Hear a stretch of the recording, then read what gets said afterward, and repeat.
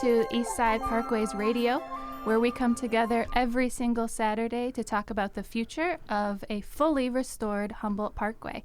I'm here this morning with Brad Wales, co-founder and co-secretary of Eastside Parkways. Good morning, Brad. Good morning, everyone.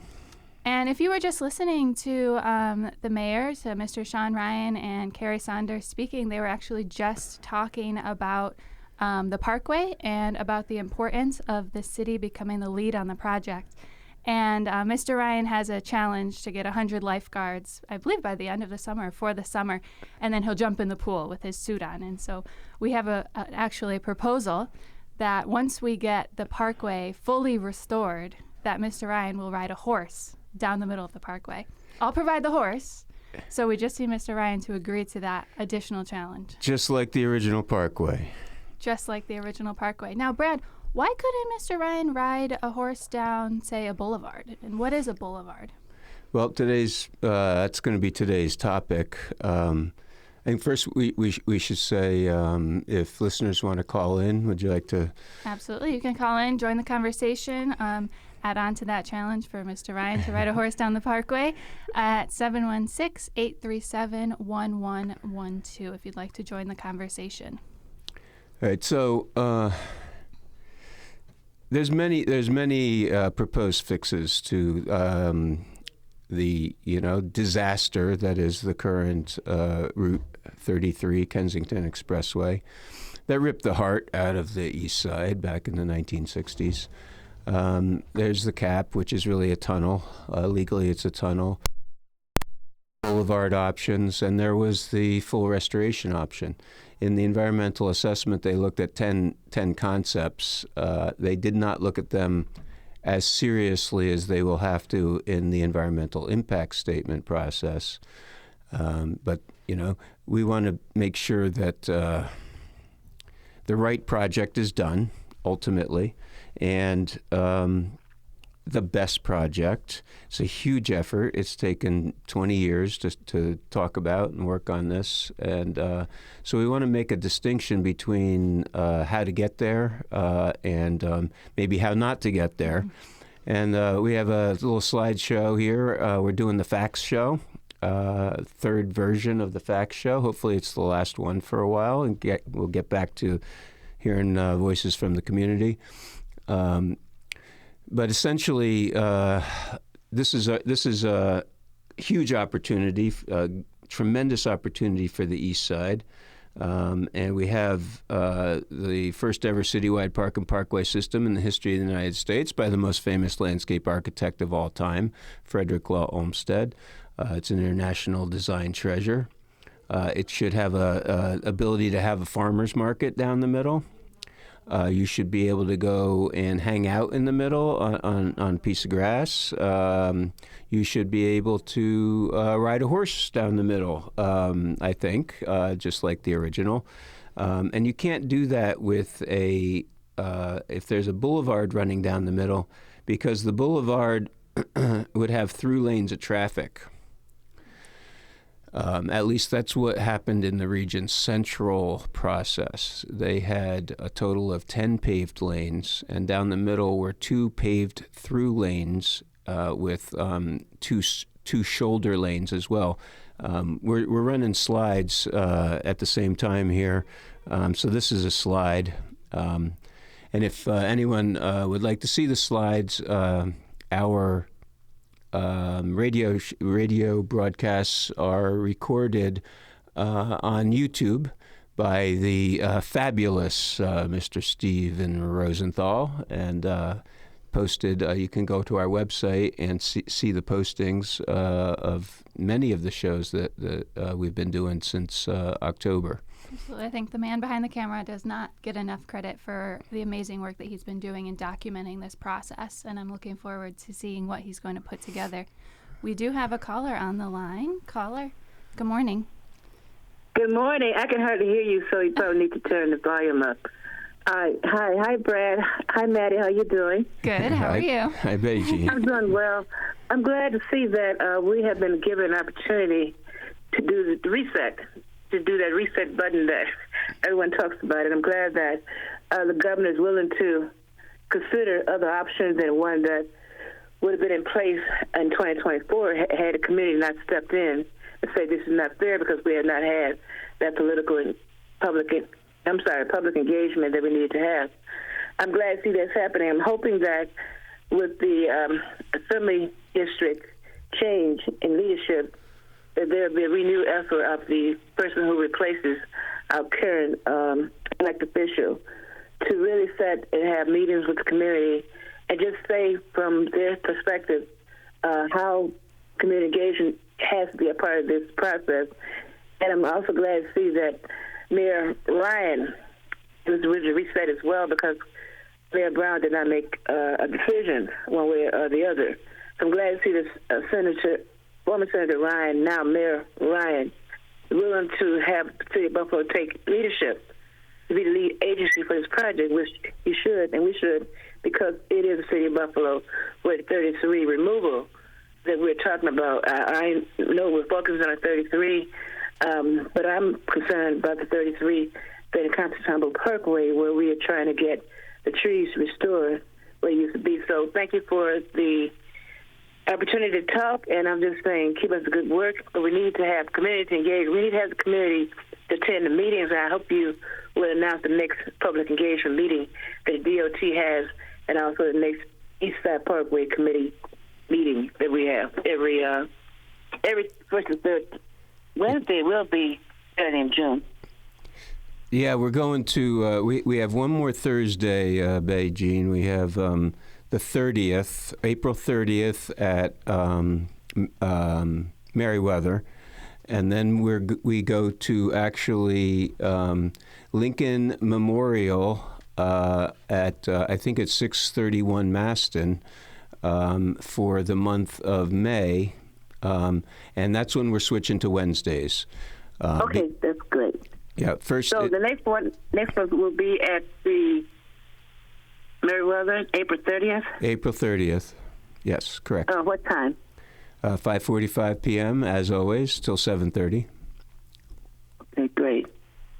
And before that... Okay, well, thank you for taking the call, and we just got to get the community we're fighting for to be part of the solution. I know that a lot of people support the restoration, but we need people on Humboldt Parkway, those who are living on Humboldt Parkway, to weigh in as well. So thank you, and I'll continue to listen. Thank you, Ms. Grant. And that next opportunity to weigh in with the Department of Transportation is coming up actually this Thursday, and it's right at Canisius University. That'll be from 5 to 7, and that's the next Department of Transportation listening session. Quote-unquote listening session. Quote-unquote listening session. Post-it note session. And so what we're advocating when you go to the listening session is to actually go ahead and vote with the Post-it notes. Vote for prioritizing the health of the community over simply maintaining the expressway. We'd actually like to see the overall efficiency of the metro transportation system increased, but not just by maintaining the expressway, but by adding transit as well. You could write that. And then also please write, we'd like to fully restore Humboldt Parkway all the way from MLK to Delaware Park. Right. This is the time to set those project objectives. So it's really important that the community comes out loud and clear about what we want to see. And we have another caller on the line. Good morning, caller. Good. Am I on? You're on. Good morning. Oh, hey. A query. I've heard your program a couple of successive Saturdays. I'm curious. Clearly, I'm a resident of Buffalo, work around the country, but I'm 1949 vintage. Many of the people who articulate the restoration of the Humboldt Parkway weren't even alive then that occurred. That neighborhood was a German neighborhood. It was not a black neighborhood. It was a German neighborhood. It was a German neighborhood up until about Utica and going up to Best Street. So the question of returning it to what it was will never occur because those people have moved on to the suburban community. With regard to putting a cap on the 33, that is not something that is novel. Our corporation did that for a major city in this country. And 20 years, in fact, we were petitioned by a local politician to provide Buffalo with information on that, the success of that activity, and we did. In fact, we introduced them to the program planners, etc. You can't today find an individual who was a politician or a public leader who will say, I was a part of that process, because, again, it was such a dismal failure. Okay? You cannot restore yesterday. That is a clock never moves backwards. It would be more appropriate, it would be more prudent for the remaining people who are sons and daughters and grandsons and granddaughters of people who resided in Maston, because many of these people are articulating a political concern for the change of the infrastructure. Know nothing about infrastructure change, and as I said before, they had no conceptual framework for what that community was before the 33 came through it. And again, your process, while it certainly fosters it and enjoys the support, public support and radio support, it provides no economic benefit for the community that you're addressing. And I'd like to hear someone, particularly people who are today's representatives, respond to that. And I also note that Miss Betty Jean Grant, who is, I got to give that lady credit. You got to give her credit. You got to give her credit. I don't know if you said Eve or not, but we really appreciate it. She's been around for a long time. Her desire to achieve benefits for the people that she looks like and represents across this city is unquestioned. But again, politically, she's outside of the scope. I argue that she continued to support people in their endeavors, and people should in kind support her understanding of the process. But again, I ask for a commentary from the people who are the advocates today on what is the purpose, what is the intent, and what do you perceive to be a benefit to the community at large from this multiple-year fiasco. I think you, thank you for calling, and thank you for You're quite welcome. I'll hang up and listen. Thank you. I think, you bring up this interesting point about you can't restore the past.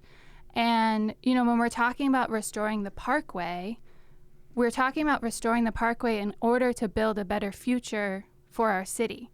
So we're not restoring the past. We're restoring the Parkway to build a future for our city, for the children of our city, right? I'm a fourth grade teacher, and my students just drew their visions of the Parkway and what they want to see with the Parkway. They want to see bike paths going through and a library that they could walk to. One child had a bridge that goes completely from house to house across the Parkway so that you never have to even cross a road at all.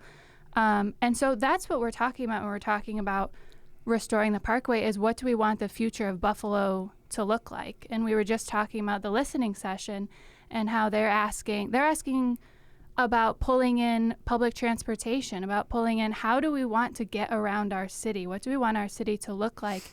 And this is a nationwide trend of moving away from highways and moving towards pedestrian-friendly, biker-friendly, public transportation-friendly areas, which is healthier. It does bring economics to the area, and it brings quality of life. And I think we could talk for 10 more radio shows about the benefits. And today we're really focusing on the difference between a boulevard and a parkway. But anything else you want to say about that, Brad? Sure. I mean, that was a great, sort of series of observations and questions from that caller.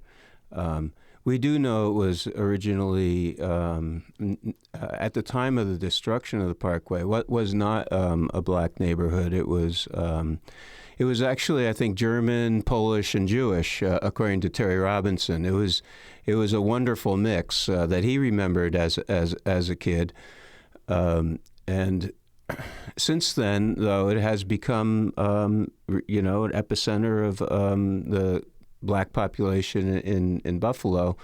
The major kind of kill factor for a tunnel project is that it would perpetuate the existence of the expressway pretty much forever. So that, coupled with there's a series of syllogistic logics that lead you to what's going to be the best solution for the community. Also, it's the most expensive option. Building a tunnel is the most expensive option because you have to completely remove and rebuild brand new walls, which is a huge endeavor. It's much cheaper and faster and more healthy to just cut those walls down and restore the parkway. It's actually much less expensive because you don't have to build two massive new retaining walls. On the economic aspect, it's the economics are tremendously in favor of removing the expressway completely, and we do have some highway data that suggests that it's not necessary anymore. Emergency medical service vehicles don't like to drive on it, and they don't like to drive into a tunnel. We know that. We're having negotiations with them. They come down as far as Grider, I believe, and then get off if they're coming inbound. But the huge elephant in the room, besides the health effects, which are horrific in the current condition, and so we don't want to perpetuate that, and then the fact that we want the parkway back for historic reasons. The elephant in the room economically is if you put commerce, the 75,000 cars, ADT, average daily traffic, back onto the city streets, the potential 100-year economic benefit could be as much as $900 billion to $1 trillion more over the course of the 100-year purported lifespan of the tunnel for the east side, instead of perpetuating that expressway. On the historic aspect, caller, we know that a highway removal to a boulevard is becoming, a national trend, and a somewhat enlightened, definitely enlightened national trend. And in New York State, it's the new norm. We have Niagara Falls, Rochester, Syracuse, planned for Albany, and planned for the west side of Buffalo. Right now, highway removal to a boulevard. In the east side, though, we need one step further because Humboldt Parkway is just an international landscape treasure that was stolen. We need the complete removal so that you can connect, once again, a Bidwell-like parkway all the way from MLK to Delaware Park. So East Side children could walk, from the Science Museum up to Albright Knox, right through a parkway. And which is what makes this project particularly unique, and the focus on restoration, because there is something really significant to restore too. Yeah, the Olmsted System's on the National Historic Register. It would be, our friend Mark Kubinik says it would be, we should apply for UNESCO World Heritage Site status. But you can't do that unless you fully restore the parkway. So that's what we're hoping for.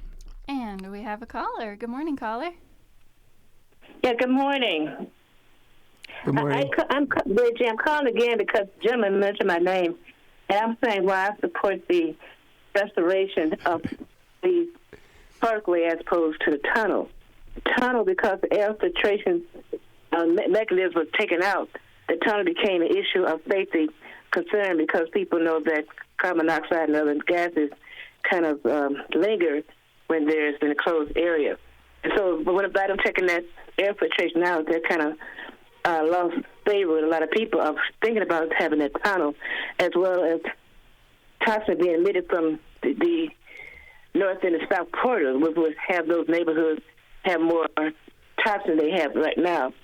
Also, we had decided as a group, I'm a member of Humboldt Parkway Coalition. I'm a member of the East Side Parkway Coalition, so I do that disclaimer, is that there are more economic opportunities for jobs for our community with the restoration up the Parkway because those are not considered higher skilled jobs. A lot of them can be simply people being hired to cart in soil to replace it, to work on jobs that didn't require the technical skill that had to be transported in case you go with a tunnel. Plus, the tunnel lost 91 to 8% of people who had favoritism in the neighborhood, not just Humboldt Parkway, Eastside Parkways, but Humboldt Parkway, but also the surrounding neighborhood. So based on the economic part of it, and here we are revitalizing Jefferson Avenue, one of the major commercial strips that used to be in the black community so many years ago. We're trying to get it back. And so by getting it back, if we would just restore Humboldt Parkway and have that as an avenue where they could come down Humboldt Parkway and go on Jefferson and shop. Because if you put a tunnel there, the people that travel from Cheektowaga to downtown via that tunnel would not see all the beautiful streets and neighborhoods that we have that adjoin Jefferson Avenue. So here we spend millions of dollars for a commercial strip, and at the same time, people are talking about denying people from other areas to come through our neighborhood streets to get to downtown. You can go from Genesee all the way down to Jefferson, and you can go down to Jefferson, down to Swan Street if you want to. So we have the connection there, those radio streets already. And by putting money in Jefferson, we can recoup some of the benefits by having businesses open because cars are not traveling down the expressways from Cheektowaga downtown. They're going through a restored Humboldt Parkway. So that's one of the reasons economically it's more beneficial. It provides more jobs. The restoration can be done. They had determined at one half the cost of the tunnel, so we're saving that area, and the money that's left can be utilized to fix the infrastructure, talk about public transportation, maybe taking public transit rails out to the Amherst, to Amherst, Tonawanda, and to Cheektowaga. So, for my mind, the restoration Humboldt Parkway can benefit this community in more ways than one. It's not just put a tunnel that's going to have people not see our beautiful city, because once you're in a tunnel, if you get in, the last entrance would be at Grider, and then on Cherry Street, you won't have the East Utica exit of getting off the Humboldt Parkway exit, getting off or getting on. So a tunnel would have our community being locked in without people traveling through it. They'll travel through it but not see it. So for me, the restoration is the best possible option that we're looking at. We hope that our new mayor, who is, I think, does not support the tunnel proposal. I won't speak with him, but he seems to be supporting anything other than a tunnel, that we get a second chance and a reset to bring the restoration of Humboldt Parkway, not just for us, but for our generations to come. Thank you, Ms. Grant. You're welcome. It looks like we have a caller on the other line. This is Dr. Cotton. I promise you I won't be as well-spoken as Miss Betty Jean Grant. Sound like she was reading a white paper. But anyway, I wanted to say just a commentary about the Humboldt area. I have a family, matriarchal family. I'm a 69 baby. I was born in 69. So I grew up knowing all of the stories and being with relatives who could go from Humboldt Parkway all the way out to Amherst. And I would sit, I was always very quiet and very observant, and I would sit in the back of the car. I think I was about 7 or 8, and I was like, oh, wow, I don't believe this. Then I'd walk from the Science Museum over to Delaware Park. But long story short, I'm in agreement. At first I didn't understand what was going on. Couldn't make up my mind about what side I was on, but now I understand it. And also many of my family had lupus and asthma and all those other things. I ended up developing lupus myself, which I thought was asthma, but really came, and I didn't live in that area, but I live in a different code, zip code. And studies have shown that have been done at UV that show that the fumes from that particular, the 33, have really caused a lot of those issues. So now I've decided what side I'm on. So thank you for explaining. Bye now. Thank you. Thank you very much. Have a good day. Dr. Cotton. Thank you so much. It's great to hear about, I think this point of I didn't really understand at first, but then I learned more and I listened really resonates with a lot of people, myself included. Dr. Cotton, would you come to one of our meetings? And this is what we talk about all the time. Everybody's voices are respected, but we find many people. The more you know about the project, and the more you think about it, really. The best, easiest, healthiest solution is just the full restoration. To the previous caller, it's actually the path of least resistance. It's the least amount of construction work that needs to be done, and will lead to the obviously the sweetest outcome. You don't often get that the easiest thing to do is also the best thing to do. Right? What an opportunity. We should say too, we're going to hit time. When you go to the DOT's listening session, Maddie, on the 16th at Canisius College, 5 to 7. Be careful with DOT. I mean, they're making it look like they're your friends, but it's the same entity that initially tore out Humboldt Parkway, which led to, essentially a kind of a redlining because of the entire area, because there was, the decline in the neighborhoods. And currently, they're claiming that one of their goals is to reconnect the community. That comes from the environmental assessment as well. But in fact, it's just spin, because the tunnel project, under the guise of reconnecting the community, would have, in fact, perpetuated the most horrible infrastructure project that actually divided the community.